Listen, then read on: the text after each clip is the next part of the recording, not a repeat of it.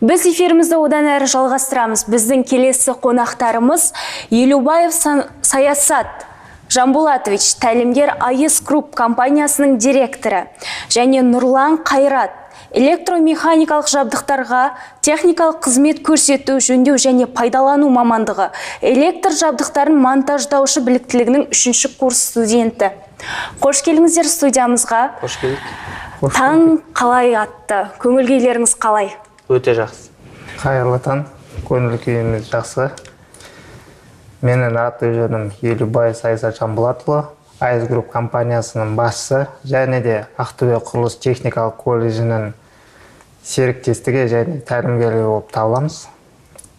Қазіргі таңда колледжімізде ақылды үй жүйесін қалай орнатуға, қалай іске қосуға болатынын студенттерге үйретіп жатырмыз. Жалпы ақылды үй дегеніміз не? Ақылды үй дегеніміз әрекеттерді және адамның араласуынсыз басқарылатын құрылғылардың жүйесі болып табылады. Ақылды үйдің ерекшеліктері қандай? Ақылды үйдің ерекшеліктері автоматты түрде үй иесінсіз басқарылады. Ерекшелігі осында. Ақылды үй жүйесін өз қолымызбен орнатуға бола ма? Қазір мысалы қарапайым үйде тұрып жатырмыз ғой. Болады. Оны қалай орнатамыз мысалға? Оның егер маман болсаңыз, оны орнату және іске қосу оңайырақ болады. Біз білеміз, ақылды үйді смартфонмен, басқа да гаджеттермен қолдануға, басқаруға болады. Осыны қалай іске асырамыз? Оның барлық жүйесі сымды және сымсыз болып екіге бөлінеді. Оны егер мамандар орнататын болса, электрощитке барлық құрылғыларын орнатып, датчиктерін барлығын іске қосып, программалап, сізге барлығын қосып береді. Ақылды үй жүйесі қандай өзекті мәселелерді шешеді? Ақылды үйдің өзекті мәселелері иесі болмаған жағдайда автоматты түрде барлық нәрсені жасауға болады. Мысалға, үйде, мысалға, ваннада немесе кухняда кран жарылып, су аққан жағдайда автоматты түрде су клапаны жабылып, үй иесіне уведомление келеді смартфонына. Өте тиімді дейсіз ғой? Өте тиімді. Ақылды үйді басқаруды түсіну қиын ба адамдарға, әлде оңай ма? Ақылды үйді басқару смартфонмен басқаруға болады, Алисамен немесе планшетпен басқаруға болады. Үй иесіне ойлаймын, үйді басқару оңайырақ. Ал ақылды үйді зиянкестерден қорғауға бола ма? Болады жалпы. Оның бізде есік датчиктері бар, терезе датчиктері бар. Солар арқылы зиянкестер есікті бұзып кірген жағдайда, немесе терезеден кірген жағдайда смартфонға уведомление келеді. Немесе жаңағы охрана группа дейміз ғой. Неге жаңағы охрана группаға қосуға болады. Міне сіздер ортамызға осындай үлкен бір макетті әкелген екенсіздер. Енді осы макетті тексеріп көрсек. Сіздерге айтқандай, смартфонмен, планшетпен, Алисамен басқарылатын ақылды үй жүйесі. Алисамен басқарып көрейік. Алиса, я дома.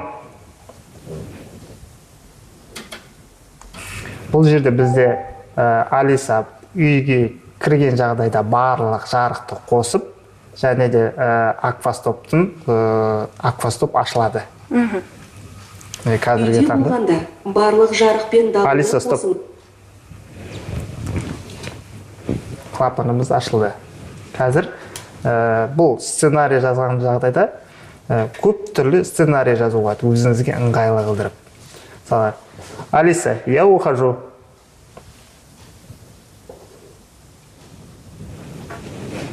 Интернетке қосылым жоқ. Алиса, я ухожу. мына жерде байланыс интернет интернетке нашар болып қосылым тұр. жоқ. Аха, түсінікті. Біздің студиямызда интернет желісі дұрыстамай тұрғандықтан Алиса бізде кішкене жұмыс жасауы қиын болып жатыр. Жалпы бұл макетті жасауға қанша уақыт кетті? Бұл макетті жасауға кем дегенде бір ай уақыт шамасында оның барлығын жоспарларды құрдық, оның программаладық, примерно бір ай уақыт шамасында. Сіздер макетті жасаған кезде қай нәрсеге баса назар аударасыздар? Қазіргі таңда ақылды үй жүйесін жарыққа көп назар аударамыз. Жарыққа назар аударамыз деп жатсыздар. Ал егер электр жарығы болмай қалған жағдайда ақылды үй өзінің жұмысын жалғастыра бере ме? Әлде тоқтата ма? Тоқтатады. Себебі жарық өшкен жағдайда барлық оборудованиялар сөнеді. Немесе бұған қазіргі бізде заманауи шығып жатыр. Қазір жел энергиясы, күн энергиясы болған жағдайда әлде ИБП дейміз, источник беспрерывного питания. Сол болса, ары қарай жұмысын жалғастыра береді. Енді біз қазіргі таңда барлығымыз қарапайым үйлерде тұрамыз. Алдағы уақытта барлық халық бірдей ақылды үйлерде тұра алуы мүмкін бе? Тұра алуы мүмкін. Оған қандай жағдайлар жасалады, қандай бастамалар болып жатыр? Бастамалары қазіргі таңда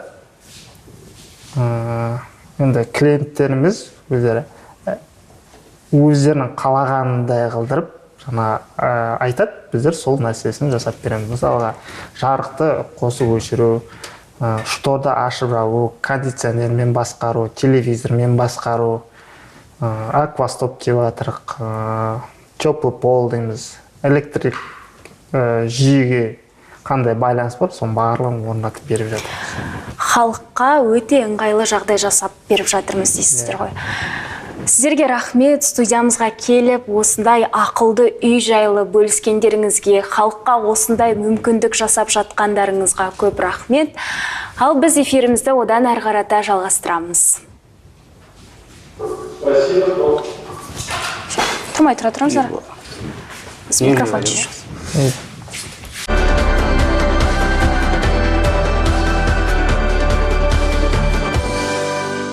Менімен бірге болғандарыңызға рахмет, сіздермен бірге болған мен Аружан Айбекқызы.